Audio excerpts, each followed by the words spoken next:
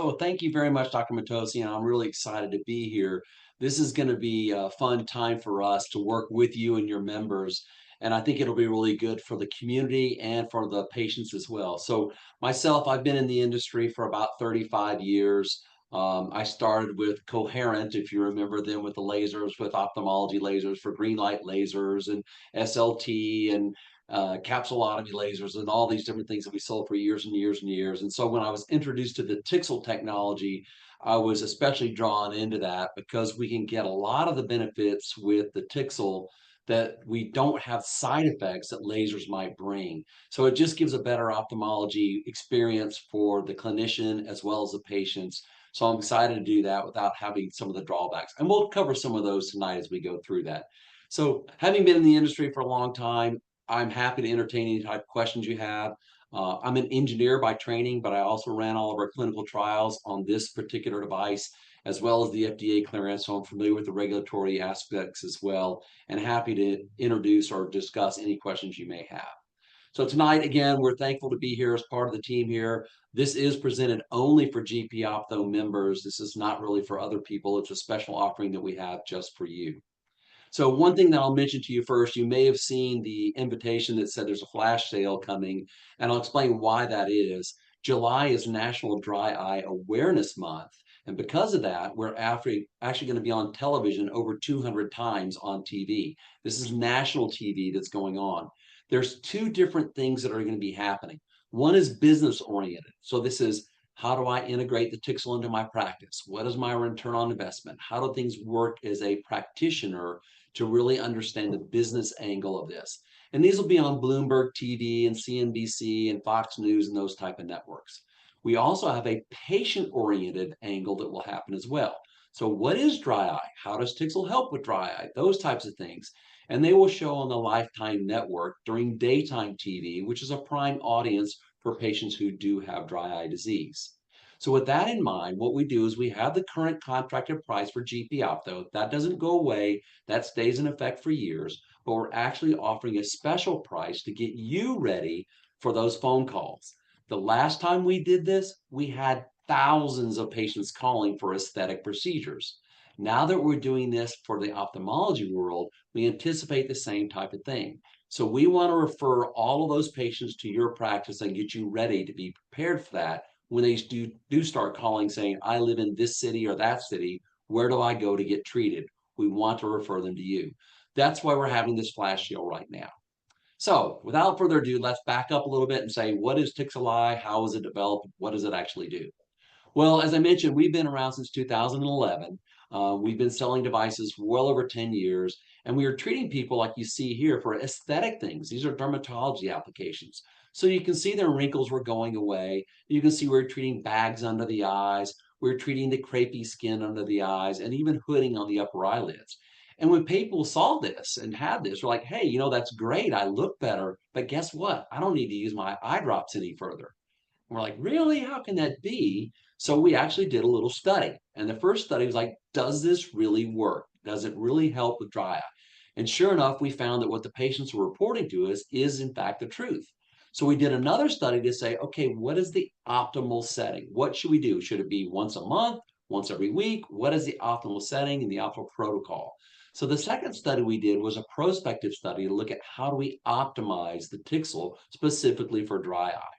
And that helps us learn a lot of things. For example, in that we learn what is the temperature on the eye? Is it completely safe?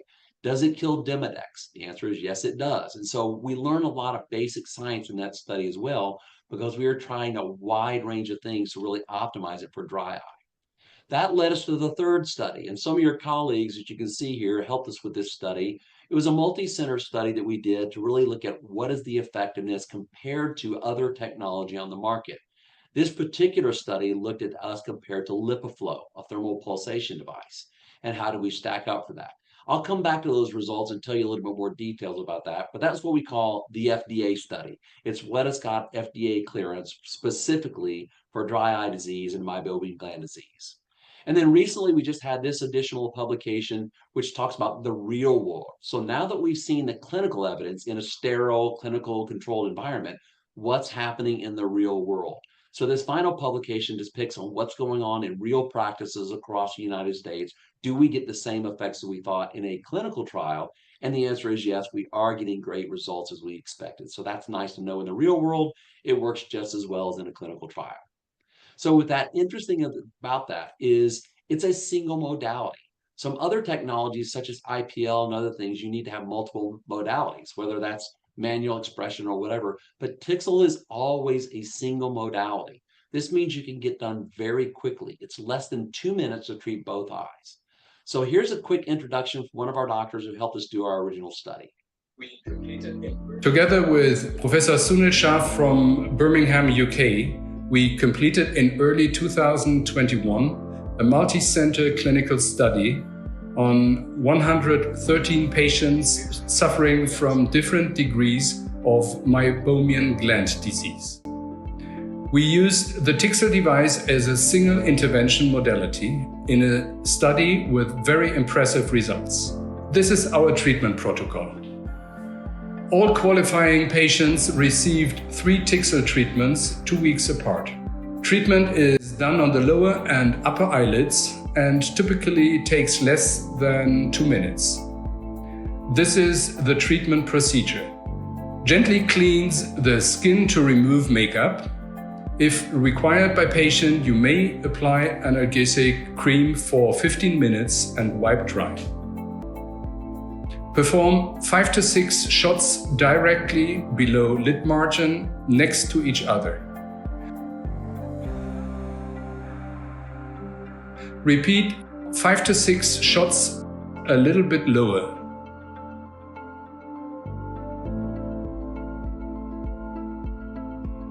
Treat upper eyelid in a similar manner. Post-treatment, patients experience a mild heat sensation lasting a few hours. Eyes may be watering for a short period. Occasionally, vision may be blurred due to meibom discharge after treatment for a short time.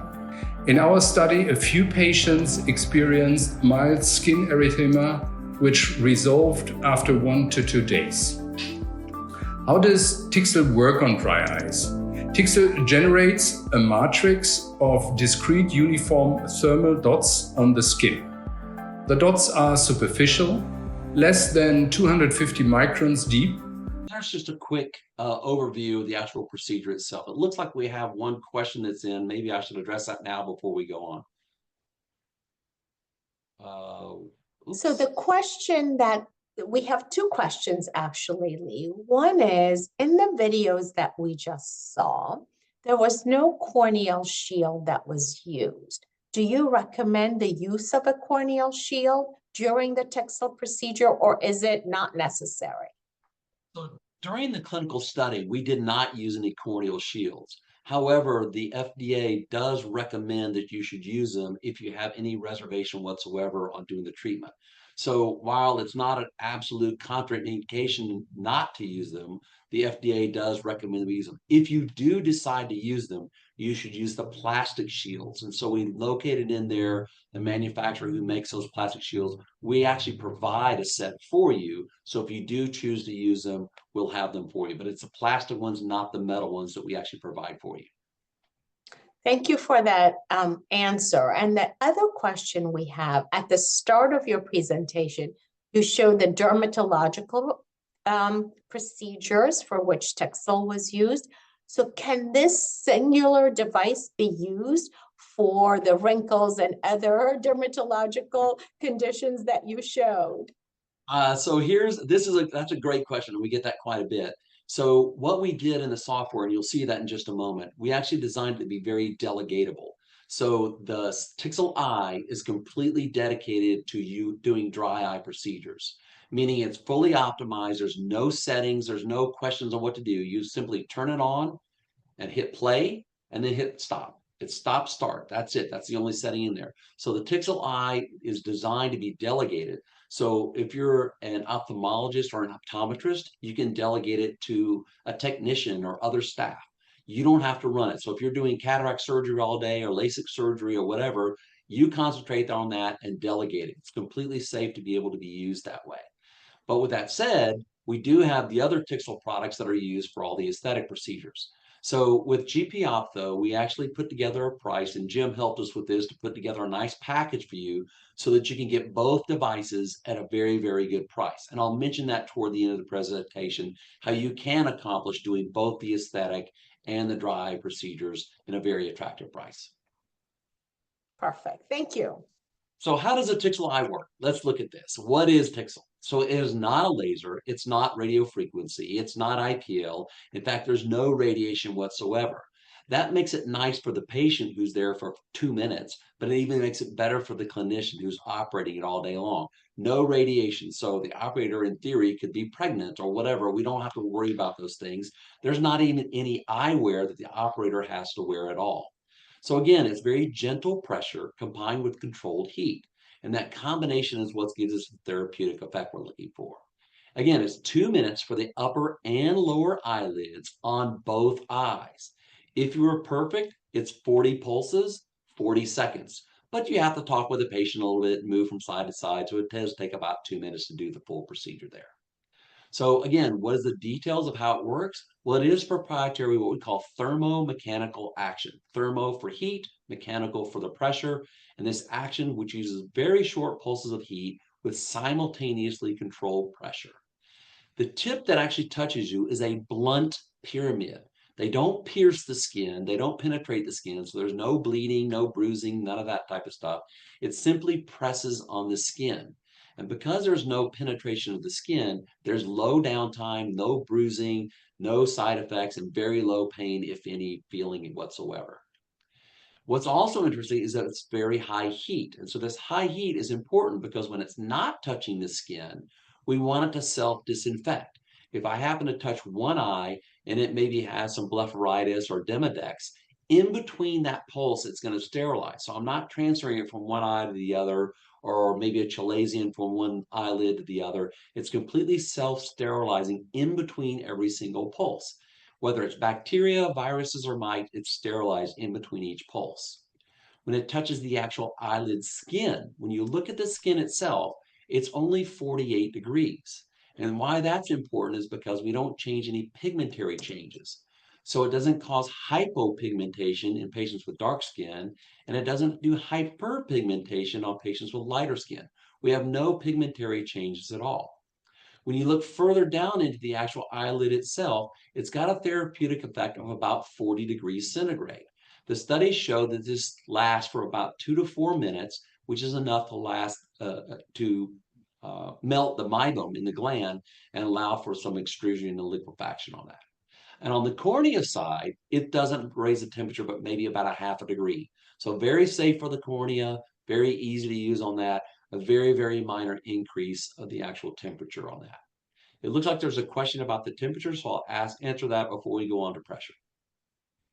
The question is, since there are no pigmentary changes with your device, Lee, can it be used on anybody regardless of skin tone? Yes, it can. So it's 100% useful on all skin types, from the lightest light to the darkest dark. It can even be used on patients who have sun exposure. So a lot of these are sold in the Mediterranean, the Middle East, in Asia, in California, Florida, Texas, etc., where there's a lot of high sun exposure. We don't have any restrictions on that. And that's because we're very careful about what we're doing to that pigment in the epidermal dermal layer there to make sure we don't make it angry and hyperpigment, and we don't kill it and hypopigment it. So it is safe and approved for all skin types all year round, even for sun-exposed skin. That's a big advantage over some of the currently available devices. That's great. That's really great. You also mentioned 100% of the people who walk in the door are candidates. That's fantastic. You know, you can't ask for better than that. One other question, you mentioned chalazion, or plural chalazion. Can this device be used to treat a chalazion? So we actually have a study going on, right? We don't have a specific indication for that yet. We do have a study going on at this moment where we'll come out with the exact parameters and, what do you do? Do you double pulse, triple pulse, single pulse, whatever? So we'll come up with that exact protocol as soon as we're finished with that trial. But it does look very promising. Doctors are already using the clinical trial and very excited about it. So I think we'll have that as a new indication here very shortly. At this moment, though, it's 100% only for evaporative dry eye disease and meibomian gland disease. But we're working on that. That's great. We're eager to get the results. Please share them with us at another webinar. Yeah, and the nice thing about that is you don't need to buy anything else. It's just another indication that we'll add. So there's no other investment you'll need to make. We're doing this study with the Tixel eye. So again, the exact device that you would have if you purchase today, we will try to be adding that indication for that as well. That's great. Okay, so we talked about heat. Let's look at the pressure. The nice thing about the pressure is it is very low.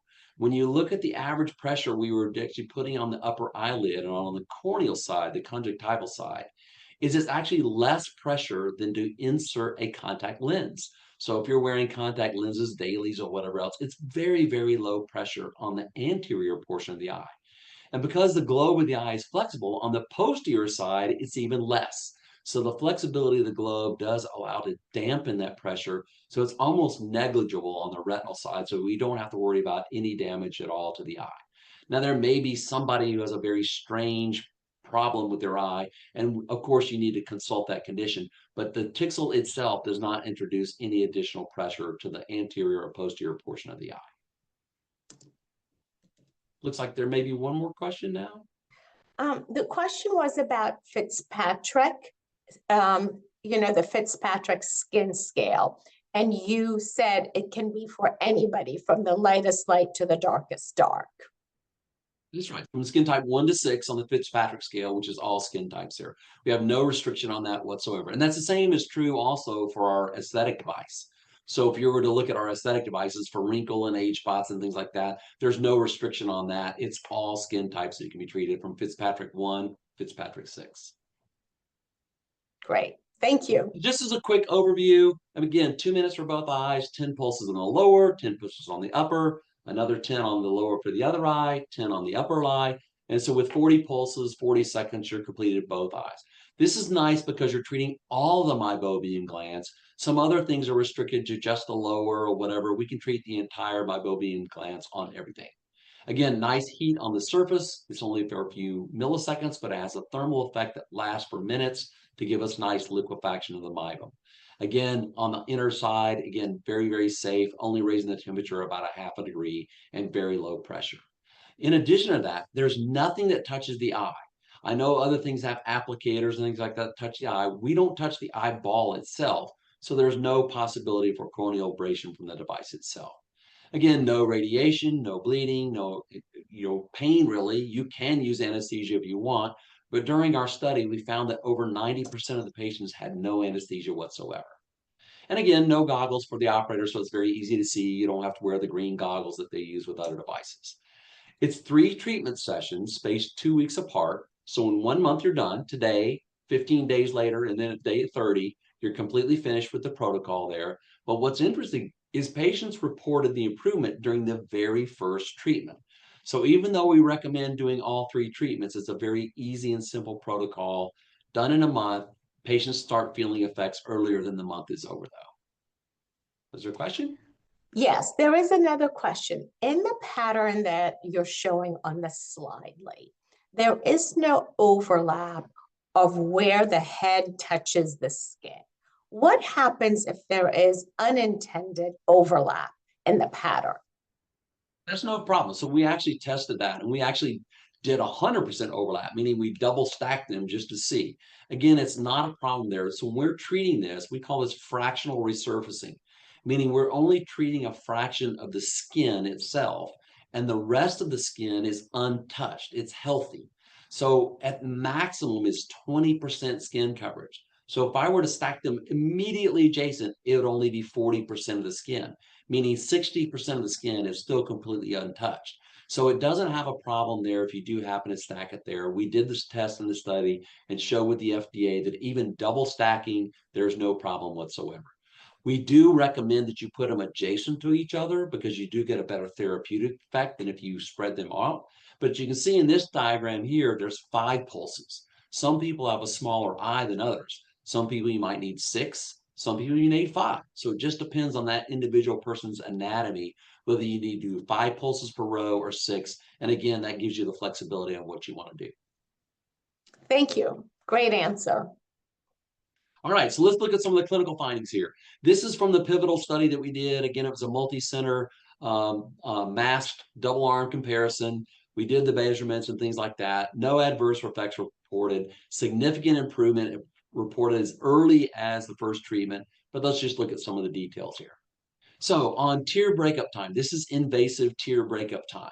When you looked at the entire population we had for the Tixel, the average tear breakup time is 4 seconds. So after that, we did the first treatment there. We measured first, then did the treatment, did the second treatment, and did the third treatment. During this time frame, we didn't do another measurement. So we didn't treat after treatment 1 or before treatment 2. We just measured at the very beginning of baseline and then after all the treatments were done. Patients were telling us, though, anecdotally, we didn't measure it, but they were telling us, oh, it's much better. It's great.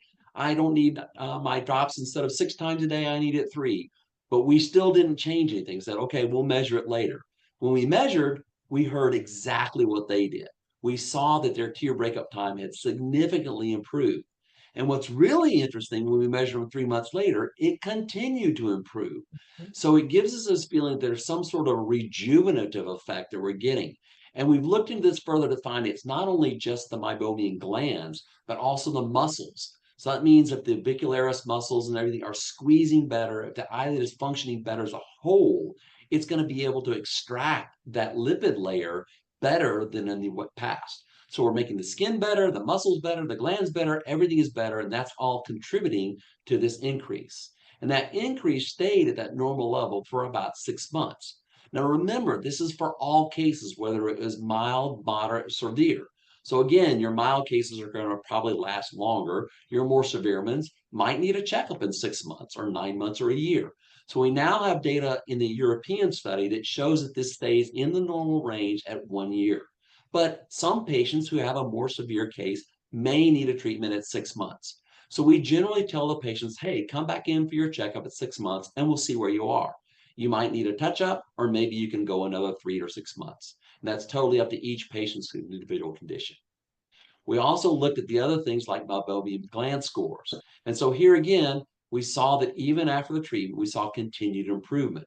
All of this happened after the treatments were completed. So we know there's some sort of a rejuvenative effect. When you look at the fluorescein staining, again, reduction of these symptoms over time. So even though the treatment started with a relatively high score, we reduced those symptoms, and that stayed for, again, a 6 to 12-month period.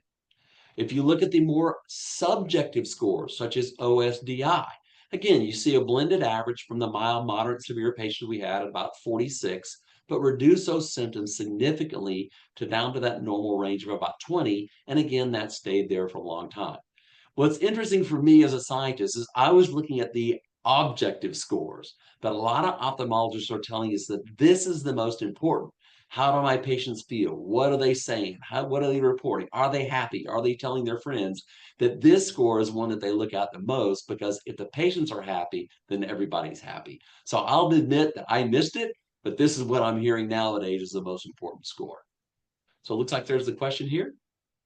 Yes, but first, this OSDI improvement is really significant at even as early as 1 month. So this is really important data, Lee. Thank you for sharing this, and thank you for including the OSDI in your clinical trials. This is really great, because ultimately we want the patients to report improvement.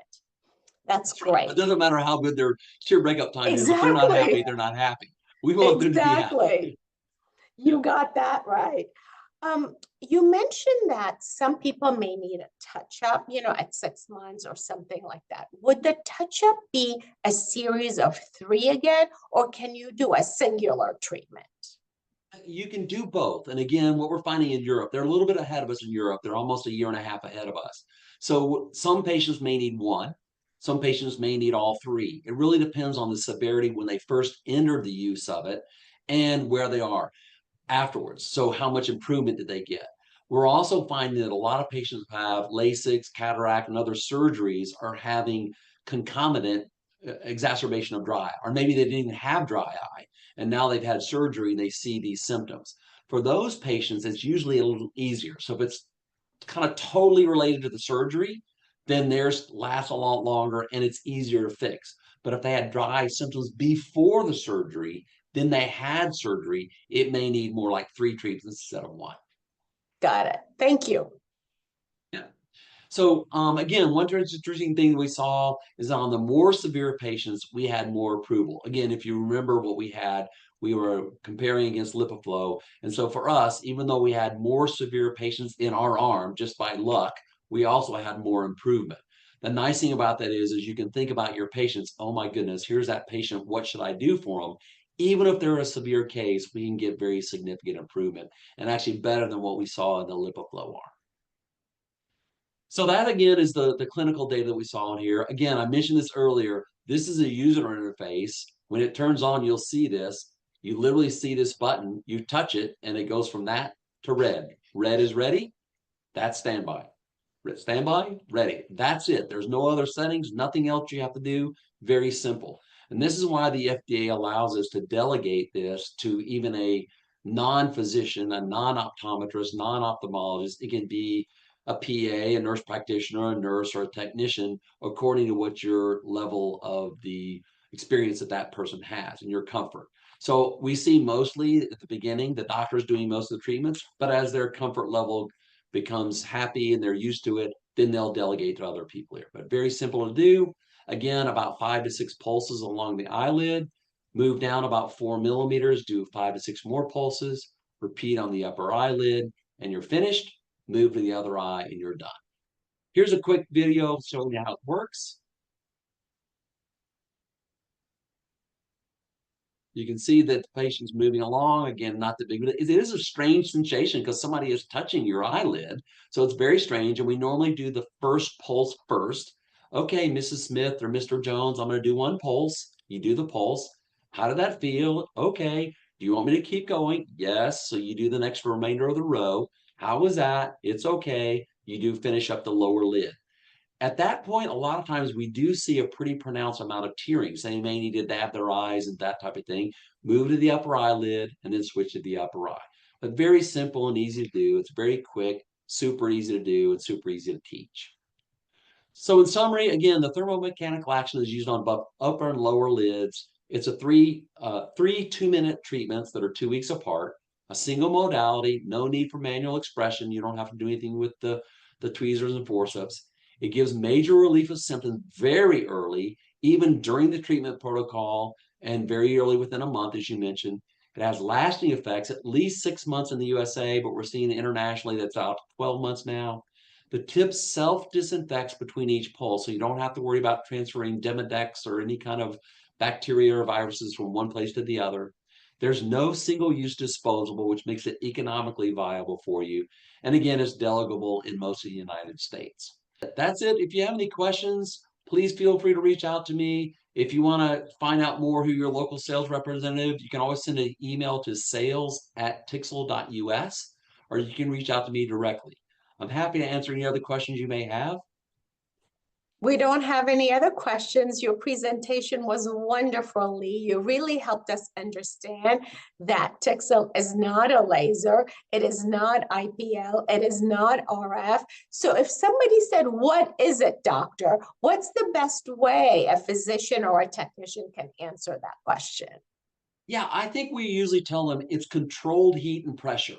So patients like to hear that it's controlled because you say heat, they go, what do you mean? So we say controlled heat and gentle pressure. They go, oh, okay, I get it. So I think when you first show that to them, if you show them a pulse in the air, like, okay, it's going to sound like this, they're okay. Let me do a pulse for you. Okay, but they understand it's controlled heat and pressure.